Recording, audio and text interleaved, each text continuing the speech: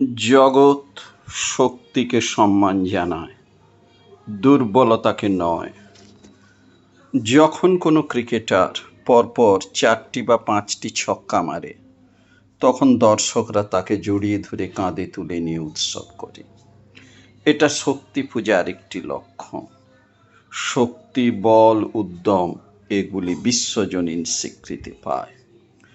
একজন বিখ্যাত দার্শনিক বলেছেন, যদি তুমি দুর্বল হও তবে তোমার বন্ধু ও শত্রু হয়ে যাবে। একজন বলিষ্ঠ মানুষ সকলের বন্ধু হয়, দুর্বলদের একপাশে ঠেলে দেয়। দেহ মনকে চাঙ্গা রেখে প্রত্যেকটি সুযোগের সদ্ব্যবহার করাই প্রকৃত জ্ঞানীর লক্ষণ। আমাদের শুধু দেহ মনের শক্তি বাড়লেই চলবে না, আমাদের বুদ্ধি, নীতিবোধ, এমনকি আত্মারও শক্তি বৃদ্ধি প্রয়োজন। স্বামী বিবেকানন্দ বলেছেন, সব থেকে বড় কথা হলো শক্তিই জীবন, দুর্বলতাই মৃত্যু। শক্তি সুখ, অনন্ত জীবন, অমৃতত্ব। দুর্বলতাই অবিরাম ক্লেশ, যন্ত্রণা।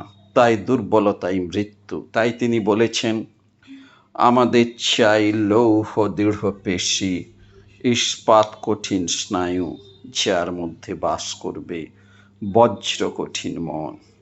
দুর্বল মানুষ কেবল যে নিজেকে ধ্বংস করে তাই নয়, অন্যের মধ্যেও শোষণ প্রবৃত্তি ও হিংসা প্রবৃত্তি জাগিয়ে তোলে। শাস্ত্র বলে, দুর্বলদের ভগবানও দয়া করেন না। স্বামীজি বলেন, ভুলে যেও না তুমি তোমার ভাগ্য বিধাতা। সমস্ত রকম দায়িত্ব নেবার জন্য তুমি তৈরি হও। অতীতের ঘটনার জন্য দুঃখ করে সময় নষ্ট করো না। তোমার সামনে অনন্ত ভবিষ্যৎ পড়ে আছে। সমস্ত শক্তি এবং মনোবল যা তুমি চাও তা তোমার মধ্যেই আছে। তাই দিয়ে তুমি তোমার ভবিষ্যৎ গড়ে তোলো। তোমার প্রত্যেকটি কথা, প্রতিটি কাজ ভবিষ্যতের জন্য সঞ্চিত।